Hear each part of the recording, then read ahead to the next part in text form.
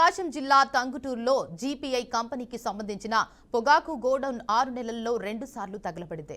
అసలు పొగాకు గోడౌన్స్ ఇలా ఎందుకు తగలబడుతున్నాయి? గోడౌన్స్ లో అగ్ని ప్రమాదం వెనుక ఏదైనా కుట్ర కోణం ఉందా అనే అనుమానాలు వ్యక్తమవుతున్నాయి. ఇక ఇందుకు సంబంధించి మరింత సమాచారం మా అమరావతి బ్యూరో చీఫ్ నాకిషోర్ అందిస్తారు. నిన్న కాకినాడలో జరిగినటువంటి బాణసంచా ఘటన మరొక ముందే ఈరోజు ప్రకాశం జిల్లా టంగుటూరులో మరొక ఘటన. ఇప్పుడు మనం ఉన్నాం జీపీఐ గోడౌన్ వద్ద ఉన్నటువంటి పొగాకు బ్యానర్లు తగలబడింది. ఇక్కడ అర్ధరాత్రి సమయంలో జరిగింది కాబట్టి ఎవరు కూడా ఇక్కడికి పనికి రాలేదు కాబట్టి ఊపిరి పీల్చుకోవాల్సిన పరిస్థితి అయితే ఏర్పడింది.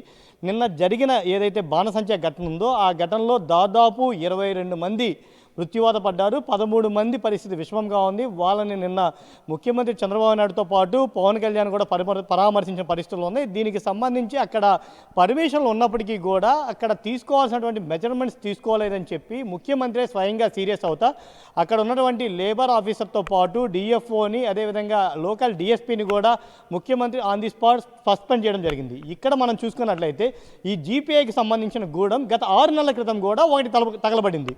అది కూడా రాత్రి సమయంలో తగలబడింది. ఇప్పుడు మనం చూసుకున్నట్లయితే ఇంకొక గూడెం, ఇదే గూడెం కూడా నిన్న రాత్రి సమయంలో తగలబడింది. అసలుకి ఈ వరుస ప్రమాదాలు ఎందుకు జరుగుతున్నాయి? కేవలం జీపీఐ గూడెంలోనే ఇలాంటి ఘటనలు ఎందుకు పునరావృతం అవుతున్నాయి? ఇలాంటి ఘటనలు పునరావృతం అవుతున్నప్పుడు ఇక్కడ ఉన్నటువంటి లేబర్ ఆఫీసర్స్ కావచ్చు, లేకుంటే ఫైర్ సేఫ్టీ అధికారులు కావచ్చు, ఎందుకని చర్యలు తీసుకోవట్లేదు? ఇలా గోడౌన్స్ నిర్మించినప్పుడు ఇక్కడ మినిమం ఏదైతే వాటర్కి సంబంధించి ఫైర్కి సంబంధించి కొన్ని అధికారిక అనుమతులు అయితే తీసుకోవాల్సిన పరిస్థితి అయితే ఉంటుంది.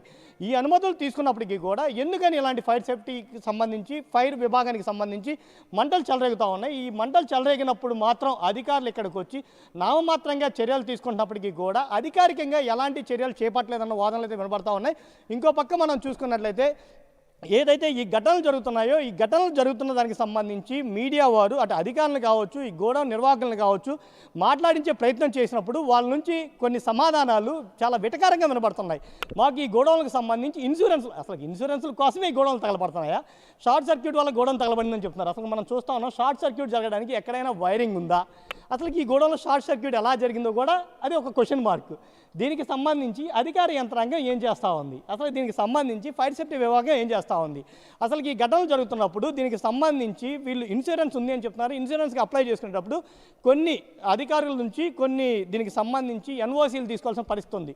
ఈ ఎన్ఓసీని అధికారులు గ్రౌండ్ లెవెల్కి వచ్చి పరిశీలించి ఇస్తున్నారా, లేకుంటే నామమాత్రంగానే ఎన్ఓసీలు ఇస్తూ ఉన్నారా? ఇలా మనం చూసుకున్నట్లయితే ఇక్కడ ఇదే టంగుటూరులో 20 సంవత్సరాల క్రితం జరిగినటువంటి ఏదైతే ఇన్సూరెన్స్ పాలసీలో అవకతవకలు ఉన్నాయో ఆ ఘటన గుర్తురాక మానదని కూడా చెప్పుకోవచ్చు. ఇప్పుడు అధికార యంత్రాంగం దీని మీద కనుక దృష్టి సారించకపోయినట్లయితే, దీని మీద కనుక చర్యలు తీసుకోకపోయినట్లయితే ఇలాంటి ఘటనలు మళ్ళీ ఇంకా కొన్ని జరిగే అవకాశాలు ఉన్నాయి. ఇవి అర్ధరాత్రి సమయాల్లో ఎందుకు? ఇప్పుడు ఉదయం పూట అంటే చాలామంది కార్మికులు ఇక్కడ పనులు చేయడానికి వస్తుంటారు. సో పనులు చేయడానికి వచ్చినప్పుడు వాళ్ళకి ఏదైనా ఇట్లాంటి సేఫ్టీ మెజర్మెంట్స్ లేకపోతే ఏదైనా ఇబ్బందికర పరిస్థితులు తలెత్తితే ఎవరు బాధ్యత వహించాలి? ఇప్పుడు నిన్న మనం కాకినాడలో ఘటన చూస్తున్నాం. ఆ కాకినాడలో పాపం ఎంతోమంది ఎక్కడి నుంచో పనులు చేసుకోవడానికి వెళ్ళిన పరిస్థితి ఉంది. 22 మంది మృత్యువాత పడ్డారు. మృత్యువాత పడిన తర్వాత మేము సీరియస్ యాక్షన్లు తీసుకుంటాం, ఫ్యాక్టరీలకు సంబంధించి చాలా కఠిన నియమ నిబంధనలు అనుసరిస్తాము, అమలు చేస్తామని చెప్పి ముఖ్యమంత్రి స్వయంగా చెప్తున్నప్పటికీ కూడా ఈరోజు మనం చూసుకున్నట్లయితే టంగుటూరులో ఈరోజు జరిగినటువంటి ఈ ఘటన కళ్ళకు కట్టినట్టు కూడా కనబడతా ఉంది. అసలు ఈ ఘటనలు ఎందుకు జరుగుతున్నాయి? ఈ ఘటనలు జరగకుండా ఈ కంపెనీ యాజమాన్యాలు ఎందుకని చర్యలు తీసుకోవట్లేదు?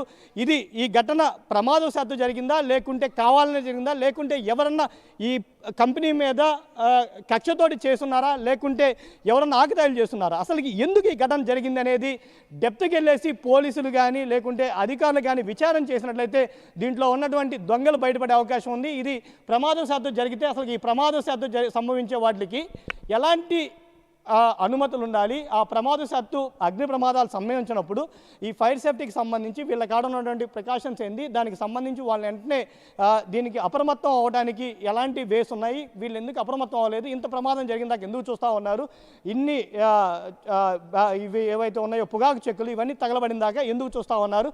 ఈరోజు మార్నింగ్ ఫైర్ ఇంజిన్ వచ్చే వరకు కూడా ఎందుకని ఇక్కడ ఈ మంటలు నడపడానికి చర్యలు చేపట్టలేదన్న అనుమానాలు అయితే క్వశ్చన్ మార్క్స్ రూపంలో వెంటాడుతూ ఉన్నాయి. ఇప్పటికైనా దీని మీద అధికార యంత్రాంగం స్పందించేసి ఇలాంటి ఘటనలు పునరావృతం కాకుండా ఈ ఘటనలు ఎందుకు జరిగినాయి అనే దాని మీద దృష్టి సారించేసి ఖచ్చితంగా దీని మీద చర్యలు తీసుకోవాలని చెప్పి అయితే ఇక్కడ టంగుటూరు ప్రజానికం కోరుకుంటా ఉంది.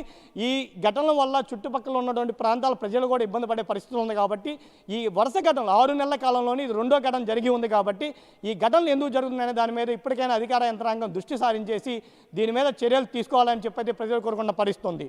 వీడియో జర్నలిస్ట్ సుమంత్తో కిషోర్, టంగుటూరు నుండి.